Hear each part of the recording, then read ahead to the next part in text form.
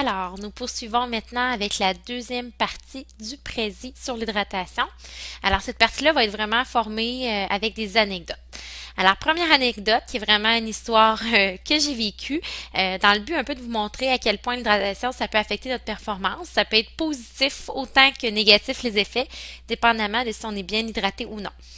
Alors, dans mon cas, c'était lors d'un demi-marathon. La température annoncée, bon, c'était assez frais, nuageux, quand même un peu de soleil, mais pas trop chaud finalement. Alors, le plan de marche que j'ai suivi, vous le voyez à l'écran. La veille, je me suis bien hydratée, tout ça. Puis le meilleur truc que je peux vous donner, en fait, c'est de regarder la couleur puis l'abondance de votre urine. Quand on a une urine qui est claire et abondante, c'est un signe qu'on est bien hydraté. Un autre truc également, c'est que j'ai l'habitude de boire de l'eau, bon, tout au long de la journée. J'attends pas nécessairement d'avoir soif avant de boire parce que lorsqu'on ressent la soif, c'est déjà un signe de déshydratation. Donc ça, c'était pour la veille. Le matin même, environ 4 heures avant, j'ai pris mon déjeuner habituel, ce que vous pouvez voir sur l'écran. Donc, j'ai pas pris un plus gros déjeuner que d'habitude parce que bon, ça aurait pu surcharger mon estomac, ralentir ma digestion. Ce qui fait en sorte que, bon, environ 1 heure avant le début de la compétition, j'ai ressenti un petit creux. J'ai donc décidé de prendre une compote de pommes et quelques gorgées d'eau. Pourquoi ces choix-là? En fait, la compote de pommes, je dirais que c'est parce que c'est un aliment que j'ai l'habitude de prendre souvent avant l'effort, puis j'ai de la facilité à digérer. Puis quelques gorgées d'eau, j'en ai pas pris trop non plus, étant donné que je savais qu'à la base, j'étais déjà bien hydratée.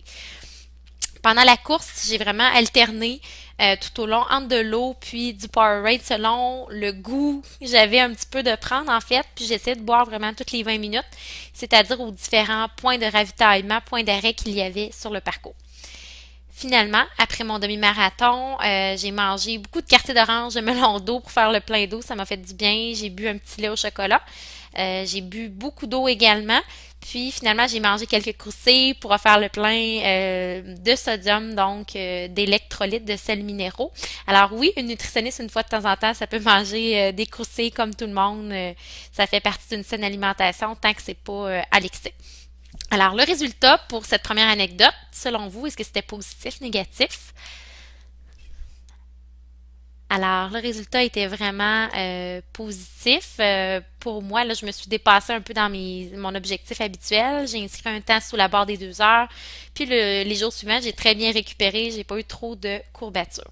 Alors, question que je vous pose, es-tu en mesure d'identifier les bons choix que j'ai faits côté hydratation?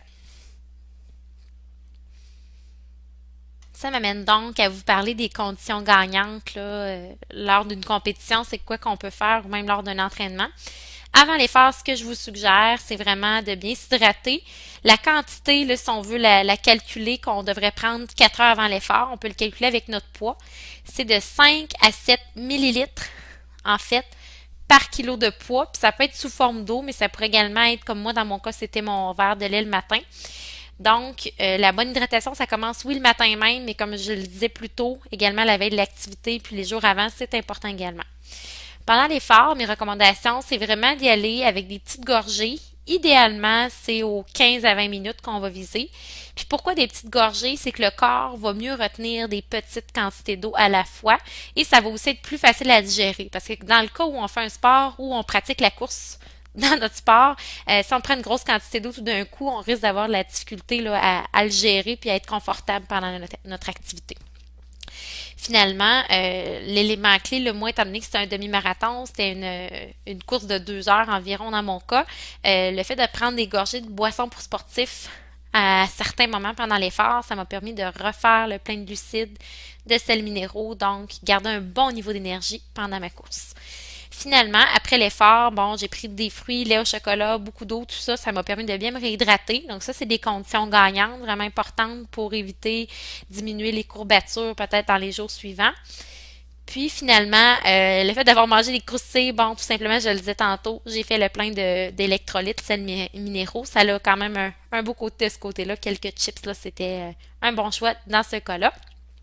Puis finalement, pour connaître la quantité d'eau exacte à prendre après l'effort, on peut se peser avant puis après l'effort qu'on fait. Puis là, en fait, on va faire la différence entre les deux. C'est quoi le poids qu'on a perdu finalement? Parce qu'après l'activité physique, le poids qu'on perd, c'est pas du gras, en fait, c'est vraiment de l'eau. Donc, une fois qu'on a le poids perdu, par exemple, en kilos, on va multiplier en fait par 1,5 litres, puis ça va nous donner en litres la quantité qu'on devrait boire. Donc, si par exemple, j'ai perdu 1 kilo, donc ça équivaut à 1 litre d'eau que j'ai perdu, je multiplie par 1,5, ça m'amène à boire 1,5 litres d'eau après pour bien récupérer, là, puis vraiment bien me réhydrater. Alors voilà pour les conditions gagnantes. Puis bien sûr, d'ajouter des électrolytes après l'effort, c'est important. Plus la perte de poids qu'on va avoir eu pendant l'effort, donc plus on va avoir perdu d'eau, plus ça va être important de reprendre beaucoup d'électrolytes. Voilà, maintenant pour ce qui est de l'eau, on pense tout le temps à l'eau, mais on en retrouve, comme je le disais, dans d'autres boissons telles que le lait, les jus et tout, mais également dans les fruits, les légumes. C'est un schéma qui montre là, que la plupart des fruits et légumes contiennent vraiment une grosse quantité d'eau. Vraiment des excellents choix pour se réhydrater. Là. Moi d'ailleurs, je suis vraiment friande de melon d'eau, justement, et de quartier d'orange là, après un effort physique. Je trouve que ça réhydrate bien. Alors, prochaine anecdote, c'était encore lors d'un demi-marathon. Cette fois-ci, la température annoncée toutefois était très chaude, très humide. La petite gouttelette d'eau, c'est vraiment pour signifier là, que le temps était humide. Alors, cette fois-là, je me suis préparée un petit peu différemment. La veille, ça s'est passé comme d'habitude. Je m'hydratais bien, tout allait bien. Le matin de la course, j'ai pris mon déjeuner habituel environ 3 heures avant l'effort pour m'assurer d'avoir le temps de le digérer. Puis, par la suite, j'avais entendu dire, bon, qu'il y avait des recommandations, certains chiffres à suivre là, au niveau des quantités d'eau à prendre avant l'effort, donc idéalement 2 heures avant l'effort. Ce qui fait en sorte que j'ai pris une bouteille d'eau complète avec un yogourt à boire pour essayer de suivre là, ces recommandations-là. Puis un petit peu parce que j'avais peur de me déshydrater, de manquer d'eau, étant donné qu'il allait faire chaud cette journée-là. Voilà. Alors, est-ce que tu as une idée de ce qui s'est passé pendant la course? Est-ce que d'après vous, j'ai bien performé? En fait, le résultat, j'ai pris trop d'eau. C'est quelque chose qu'on connaît peut-être un petit peu moins, la surhydratation, mais ça peut arriver. En fait, avant l'effort, j'ai vraiment pris trop d'eau pour ce que mon corps était capable de gérer, puis mon corps n'était pas en mesure de bien retenir l'eau. Donc, tout au long de la course, j'avais envie d'uriner, tout ça. J'étais vraiment surhydratée. Et de plus, ça a fait en sorte que j'ai été obligée d'interrompre ma course un petit peu plus tard, même en fin de parcours, parce que bon, j'avais comme une fatigue intense, des vertiges, j'avais des symptômes plus ou moins agréables. Je me sentais vraiment pas assez en forme pour continuer la course. Ce phénomène-là, en fait, qui est moins connu, peut avoir des conséquences néfastes, ça peut même être dangereux. Donc, bref, je veux pas vous faire trop peur, mais faire attention par contre, là, des fois, là, juste avant un effort physique, d'essayer de boire beaucoup, beaucoup, beaucoup, c'est pas une bonne stratégie, je pense, de boire une trop grande quantité d'eau là, juste avant l'effort. Euh, voilà. Puis, c'est les personnes peut-être de faible poids qui sont plus à risque de se surhydrater. Alors, je vous rappelle les chiffres que je disais tantôt pour éviter la surhydratation.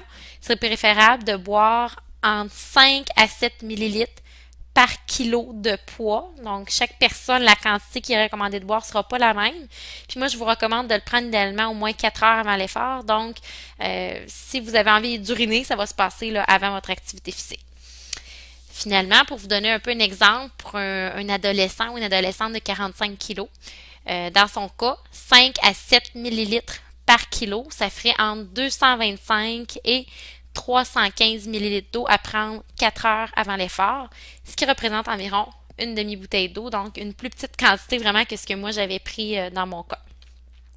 Alors voilà pour la deuxième anecdote. Je vous pose la question depuis tantôt. Bon, je vous dis que c'est bon les boissons pour sportifs dans les efforts intenses, bon, de plus d'1 heure et tout. Selon toi, est-ce que c'est une bonne idée de prendre du jus de fruits pendant un effort intense, en fait? Ça permettrait de prendre plus de glucides parce que comme on le constate à l'écran, le jus de raisin et le jus d'orange vont contenir une concentration qui est beaucoup plus élevée en glucides que la recommandation puisqu'on retrouve dans les boissons pour sportifs.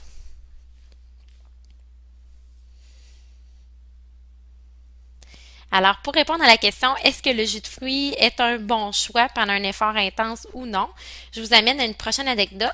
Cette fois-ci, c'est pas moi qui l'ai vécu, c'est une de mes amies. C'était lors d'une compétition amicale de spinning. Le spinning étant bon du vélo qu'on fait sur place à haute intensité.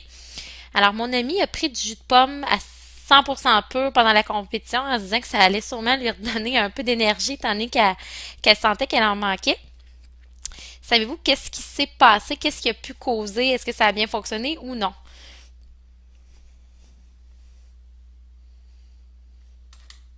Donc, ce qui s'est passé, c'est qu'elle a eu vraiment beaucoup de maux de ventre pendant la compétition. Elle a même eu, bon, des inconforts gastro-intestinaux, de la diarrhée.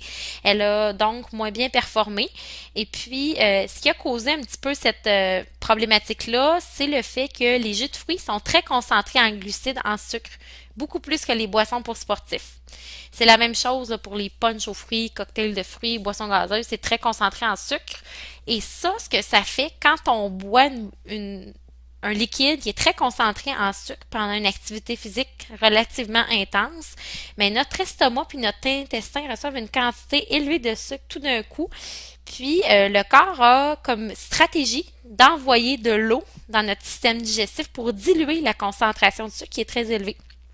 Et puis, cette eau-là, ce que ça peut faire, c'est vraiment de créer des inconforts, comme par exemple un mal de ventre, une diarrhée, des choses comme ça.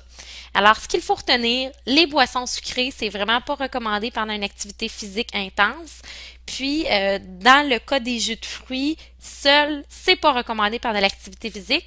Mais par contre, si on fait notre propre recette de boisson pour sportifs, comme on l'a vu dans la dernière partie du prési, à ce moment-là, il n'y a aucun problème à mélanger un peu de jus de fruits avec de l'eau, pincée de sel. À ce moment-là, la concentration de sucre va être plus faible, étant donné que le jus de fruits est dilué avec de l'eau. Alors voilà pour ma troisième anecdote.